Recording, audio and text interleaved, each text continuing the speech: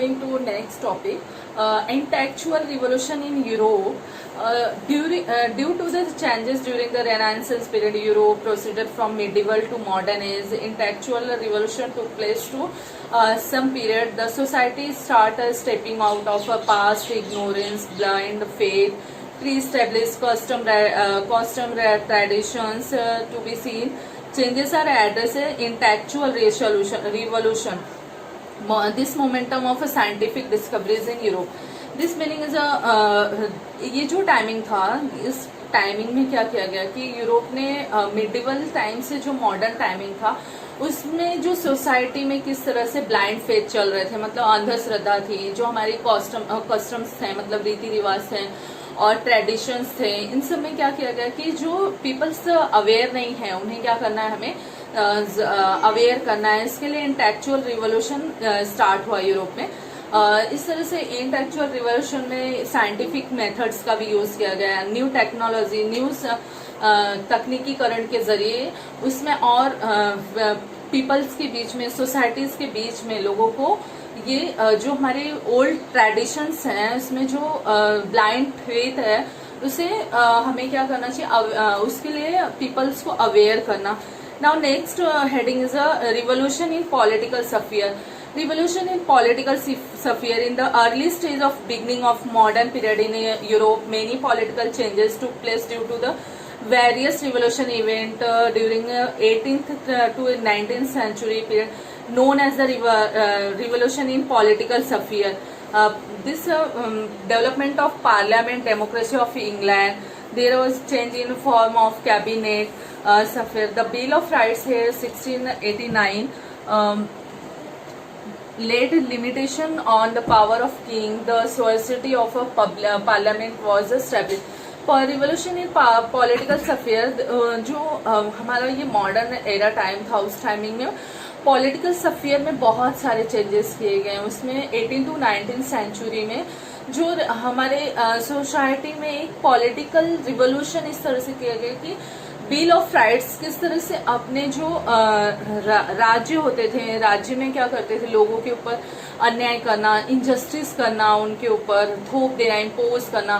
तो first time में England के जो पीपल्स थे उन्होंने क्या किया, पार्लियामेंट का डेमोक्रेटिक पार्लियामेंट स्टार्ट किया। इंग्लैंड में फर्स्ट टाइम स्टार्ट हुआ और जब इंग्लैंड में डेमोक्रेसी स्टार्ट हुआ तो कैबिनेट सिस्टम में बहुत सारे चेंजिंग किए गए और 1689 में बिल ऑफ राइट्स के जो वहां पे रूल्स थे उसे पूरी तरह से क्या कर डिस्ट्रॉय कर दिया गया और वहां के पीपल्स का जो लाइफ था पॉलिटिकल स्फीयर में इस तरह से बहुत सारे चेंजिंग हुए कि वहां पर जो उनके ऊपर इम्पोज किया जाता था उसमें इम्पोजिंग सिस्टम को क्लोज कर दिया गया। Now next, American war of independence.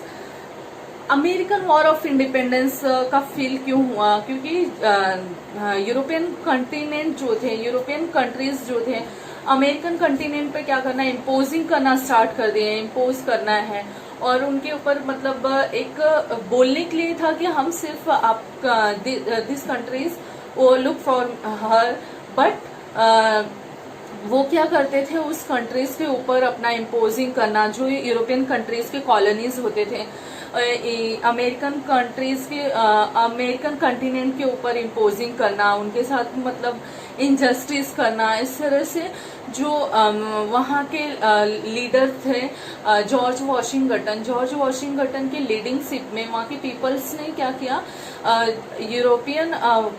European countries के अगेंस्ट में वॉर किया और this war is a American war of independence. उन्हें इस तरह से ये फील होने लगा कि उन्हें एक डेमोक्रेसी की जरूरत है, उन्हें एक लोकतंत्र पार्लियामेंट की जरूरत है। तो ये इंग्लैंड और जो अमेरिकन कंटिनेंट थे, इससे जो पीपल्स हैं वो क्या हुए कि अवेयर हुए कि लोगों के बीच में ये जागरूकता आई कि हमें हमारे जो राइट्स हैं उसके लिए हमें क्या होना चाहिए, हमारा कंट्री जो है एक डेमोक्रेटिक कंट्री होना चाहिए। तो अमेरिकन वॉर ऑफ इंडिपेंडेंस, इसी को अमेरिकन वॉर ऑफ इंडिपेंडेंस कहा, बिकॉज कॉलोनिज्म की वजह से इन्हें क्या करना पड़ा, अगेंस्ट में वॉर करना पड़ा और जॉर्ज वॉशिंगटन के लीडिंगशिप में इन्होंने वॉर किया और ये कॉन्करेड हुए, कौन, अमेरिका, जिस वजह से इन्हें एक फेडरल गवर्नमेंट मिला। अमेरिका की एक फेडरल गवर्नमेंट बनी और ये principle of democracy was born, यहाँ पर एक मतलब डेमोक्रेसी स्टार्ट हो गया। Now next French revolution. French revolution 1789-80, the people of France revolt against the uncontrolled, unjust monarchy, feudalized, established a republic. This event known as the French Revolution. The French Revolution gave to the the three value of liberty, equality and fraternity.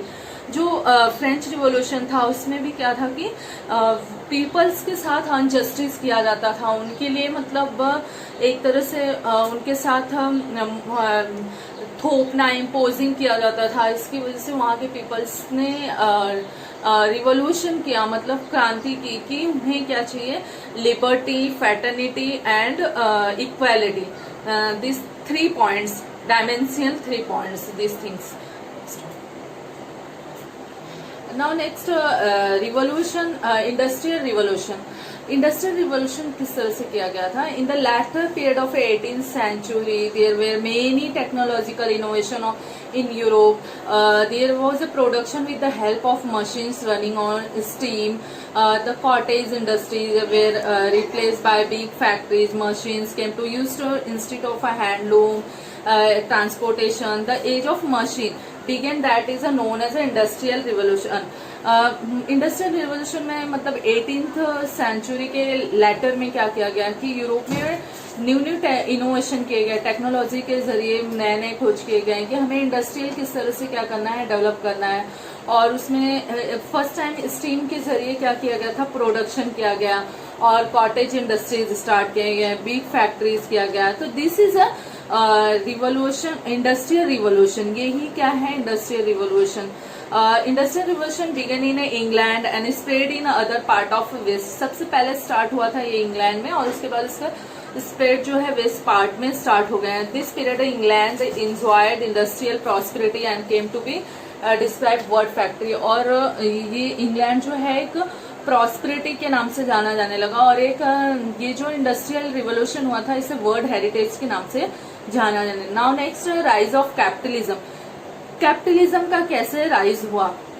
The discovery of new sea routes began a new era of trade between Europe and Asia. Many traders come forward to trade with eastern countries through the sea routes. बहुत सारे मतलब countries के लोग थे जिसमें क्या था कि उन्होंने स्टार्ट किया, जिस तरह से लास्ट टॉपिक में था कि बाइजेंटाइन को जो उसकी कैपिटल थी उस पर उन्होंने कब्जा कर लिया, किसने, टर्क्स ने।